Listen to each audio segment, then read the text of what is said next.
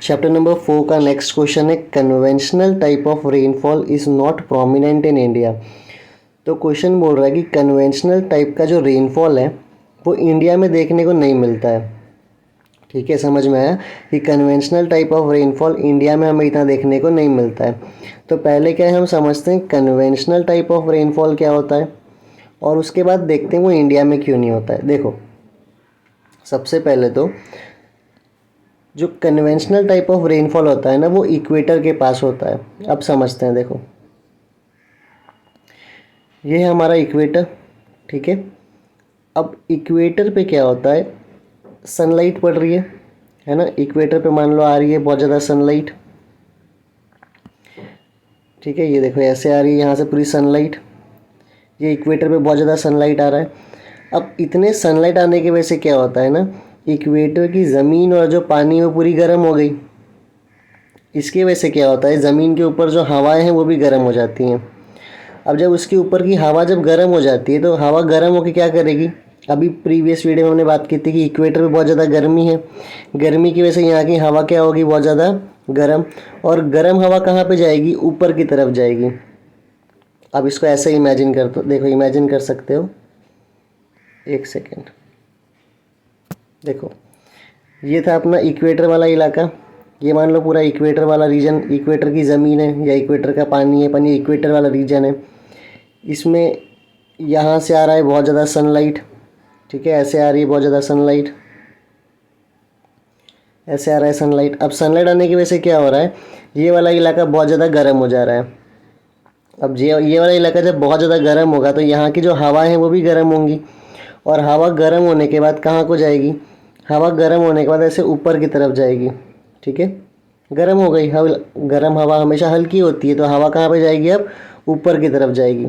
अब जैसे जैसे हवा ऊपर की तरफ जाएगी, हमेशा याद रखना सरफेस से जैसे ही ऊपर जाते जाओगे टेम्परेचर क्या होगा, टेम्परेचर हो जाता है कम। तो सरफेस से ऊपर जाने पर टेम्परेचर क्या हो जाता है, कम। तो अब ये हवा ऊपर जा रही है, जैसे जैसे ये हवा ऊपर जाएगी टेम्परेचर क्या होगा, कम। एक पॉइंट ऐसा आएगा टेम्परेचर इतना कम हो जाएगा कि ये जो हवा गैशियस स्टेट में है ना, ये हवा की स्टेट में, गैशियस स्टेट में, ये जब बहुत ऊपर जाएगी तो टेम्परेचर क्या हो गया इसका, बहुत ज़्यादा कम। तो ये जो हवा है जिसमें पानी की स्टेट में है, गैशियस स्टेट में, हवा में पानी की स्टेट में, गैशियस स्टेट में, ये ऊपर जाने के बाद किस स्टेट में आ जाएगा, वापस से लिक्विड स्टेट में। और इसी को हम क्या बोलते हैं, कंडेंसेशन। इसी प्रोसेस को हम क्या बोलते हैं, कंडेंसेशन। यही सेम टॉपिक हम पिछले क्लास में भी देखे थे। ठीक है, वही रिपीट हो रहा है, इसलिए वो वीडियो बड़ी बन गई थी। उसको समझ जाओगे तो ये तो रिवीजन ही है। तो क्या हो रहा है, देखो ये था हमारे पास इक्वेटर, इक्वेटर पे पड़ रहा है बहुत ज़्यादा गर्मी, है ना, इक्वेटर पे पड़ रही है बहुत ज़्यादा गर्मी। उसकी वजह से जो हवा है वो हो रही है गर्म, और गर्म होने के बाद हवा किस तरफ जा रही है, ऊपर की तरफ जा रही है। ऊपर जाने के बाद क्या होगा, टेम्परेचर हो जाएगा कम। टेम्परेचर कम होने की वजह से क्या होगा, यहाँ पे ये जो गैशियस स्टेट में है हवा, वो किस स्टेट में आ जाएगा, वो गैशियस स्टेट में जो हवा में पानी, हवा में ये जो विंड है इसमें है पानी, लेकिन किस स्टेट में है, वो गैशियस स्टेट में। जब वो ऊपर से आ जाएगा ठंडा होगा तो गैशियस से किस स्टेट में आ जाएगा, वापस से वो आ जाएगा लिक्विड स्टेट में। इसको हम क्या बोलते हैं, कंडेंसेशन। लेकिन ये सब प्रोसेस कहाँ पे हो रहा है, ये सब प्रोसेस हो रहा है इक्वेटर पे। ये सब प्रोसेस कहाँ पे होता है, इक्वेटर पे। तो जब कभी गर्मी बहुत ज़्यादा पड़ती है इक्वेटर पे, है ना, उसकी वजह से सरफेस गर्म होता है, उसकी वजह से वो हवाएं गर्म होती है। हवा गर्म होने के बाद ऊपर जाती है, ऊपर हवा ठंडी होती है और फिर क्लाउड्स बनाती है ना, या फिर पानी लिक्विड स्टेट में आ गया, इसी को हम कहते हैं क्लाउड्स बनाना। और फिर क्या हो जाती है, बारिश हो जाती है। इसी को हम कहते हैं कन्वेंशनल टाइप ऑफ रेनफॉल। तो कन्वेंशनल टाइप ऑफ रेनफॉल में क्या क्या होता है, देखो सबसे पहले तो इक्वेटर पे बहुत ज़्यादा सनलाइट है। सेकेंड, सनलाइट की वजह से जो विंड है वो क्या हो गई, बहुत ज़्यादा हॉट हो गई, गर्म हो गई। थर्ड, जो वो विंड है वो ऊपर जाएगी। ठीक है, उसके बाद में कौन सा प्रोसेस होगा उसमें, कंडेंसेशन, मतलब गैशियस स्टेट से किस स्टेट में आ जाएगा, वो लिक्विड स्टेट में। और फोर्थ फिर क्या हो जाएगा, रेनफॉल। लेकिन ये सब प्रोसेस कहाँ पे होता है, इक्वेटर के पास। और क्वेश्चन पूछा है कि conventional type of rainfall India में नहीं देखने को मिलता है। क्यों देखने को मिलता है? क्योंकि क्या इंडिया में से इक्वेटर पास होता है क्या? नहीं होता है। कहाँ से पास होता है? ब्राज़ील से। देखो ये रहा इक्वेटर, तो यहाँ पे बहुत गर्मी होगी, गर्मी होने की वजह से हवा भी गर्म होगा, हवा ऊपर की तरफ जाएगी, ऊपर जाने के बाद हवा ठंडी होगी, तो जो पानी हवा में गैसियस स्टेट में थी वो अब किस स्टेट में आ जाएगी वापस से? वो आ जाएगी लिक्विड स्टेट में, और क्या हो जाएगा? बारिश हो जाएगा। पर क्या इक्वेटर इंडिया में है? नहीं। तो क्या इंडिया में ऐसा रेनफॉल देखने को मिलेगा? नहीं, क्योंकि इंडिया में इक्वेटर ही नहीं है। अब देखो यही पढ़ते हैं, क्या लिखा हुआ है? The conventional rainfall is prevalent in the equatorial region. तो भाई कन्वेंशनल रेनफॉल कहाँ पे होता है? अभी जो मैंने पूरा समझाया ना कैसे बारिश हो रही है, उसे हम कहते हैं कन्वेंशनल रेनफॉल। तो ये कन्वेंशनल रेनफॉल कहाँ पे देखने को मिलता है? इक्वेटोरियल रीजन में। In this area near equator the warm air rises up and expand. तो बोल रहे हैं इक्वेटर में क्या होता है? गर्म हवा ऊपर जाती है, राइजेस अप एंड एक्सपांड, फिर वो फैल जाती है। तो ठीक है, इक्वेटर में क्या होता है? गर्म हवा ऊपर जाती है और फिर फैल जाती है।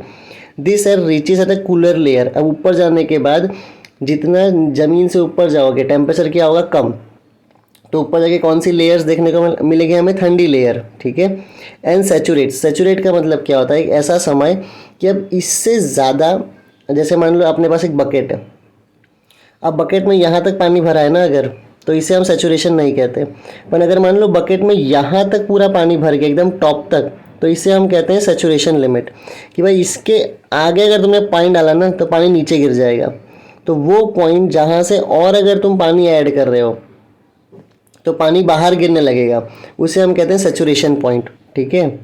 तो वैसे ही यहाँ पे क्या होता है कि जैसे जैसे देखो वार्म एयर राइजेस अप, गर्म हवा ऊपर गई और एक्सपांड हो गई, फैल गई। This air reaches at a cooler layer. अब हवा कहाँ पे चली गई? ठंडी वाले इलाके में चले गई ऊपर।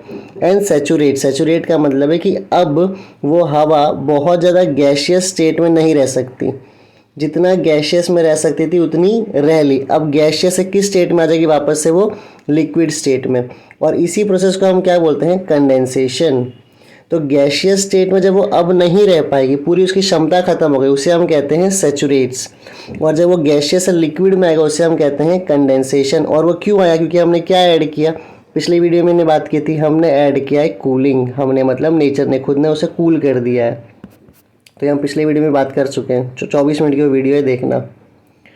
इसके बाद then condensation mainly occurs in the form of cloud. तो कंडेंसेशन के बाद क्या बन जाता है?